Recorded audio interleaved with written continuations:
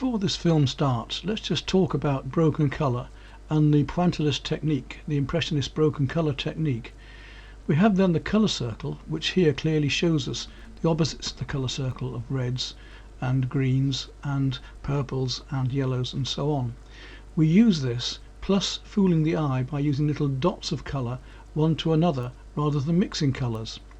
Colours mixed by the two pigments mixing, so therefore we still have the fine powder mixing anyway to do this, but so fine we can't see it.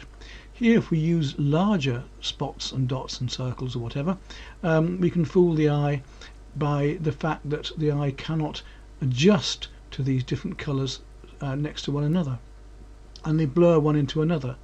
See, with the opposites in the colour circle how one colour enhances or complements another, so green and red and so on, looking quite different in a different situation.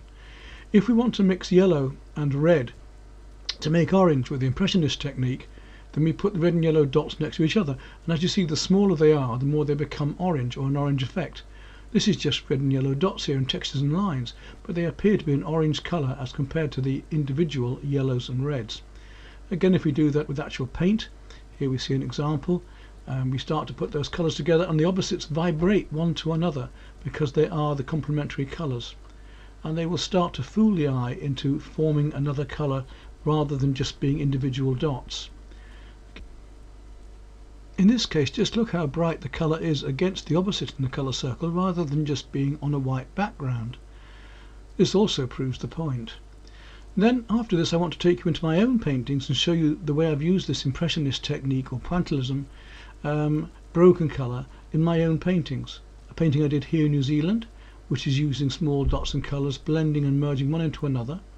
Here a beach scene where again I've used one colour against another in small strokes to gradually blend in and have this lovely brilliant feel of light as Monet did. Doesn't have to just be with acrylics or oils. This one's a pastel. You can see how I'm using one colour over another and in between, especially on the sky there where I've scumbled, and I'm allowing one colour as a broken colour to show through a bit finer in the sky. The same with the sky here where I've used a cream and then just gently brought light blue and pink across to allow the scumbling of broken colour to come through underneath, and then with the grasses and so on too. Here with the cafe scene, a more impressionist cafe scene, stronger, brighter colours, the warms against the cools, and every single colour hue has a warm and a cool colour.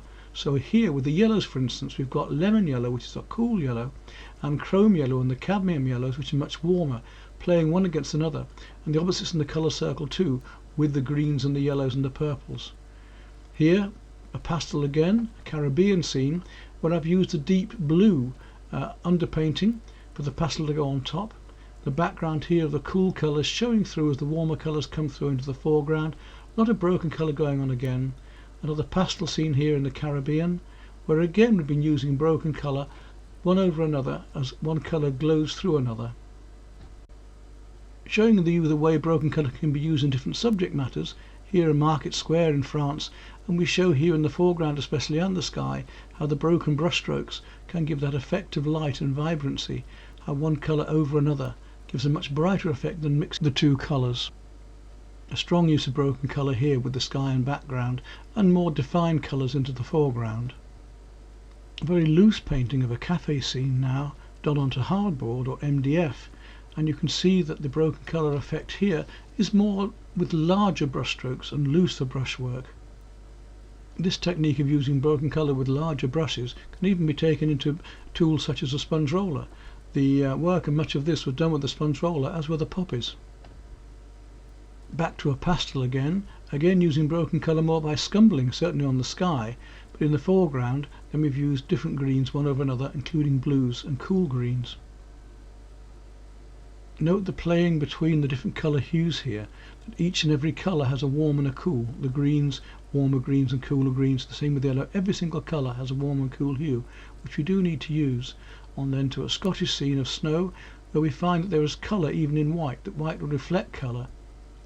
So even with tints of white, even with light creams, light pinks and light blues, we can play the broken colours once to get another. And we do that here in this cafe scene, where you see very light blues and light creams and light pinks and light purples playing one over and against another to give this sparkled effect. Colour hues, very important here with these different greens going from warm greens through to cooler bluer greens, and the different effects on the petals of the flowers. Even the reds and so on here are very warm reds and cooler reds. Same happening in this scene of morning light as somebody's walking through a park, where we're playing with the different warm and cool shadows, the different blues, more purple, warmer shadows, and then the cooler turquoise, blue greens again, and then the sunlit effect of the warmer greens coming through into the background. The use of warm and cool colour hues here to get the shadows, giving that lovely cool feeling underneath the trees, and then the warmth of the sunlight glowing through between the trees. But not only broken colour, opposites in colour circle, but also tones. Here we notice the darker tones and mainly mid and then light tones to try and get the effects of sunlight cascading down through and between these flowers and the brightness and vividness of those colours. And it doesn't have to be like the pointillism, very, very tiny strokes. It can work with quite big strokes, as you can see here. Can't really say that this is following on in the Secret series, can we? But I did fancy doing an Impressionist landscape, and I've got a rather lovely picture of this scene of the Fresselines. I wanted to do by using broken colour. You see I started with lemon yellow and white, and moved into cadmium yellow, and then onto rose and oranges, and so on, as I gradually build up these little dots of colour one inside another to give this shimmering effect of light, which I'm hoping will give me this lovely effect of the sky by using one colour against another, and also tones against one another slightly as well, just to bring out the effects of this Impressionist glowing.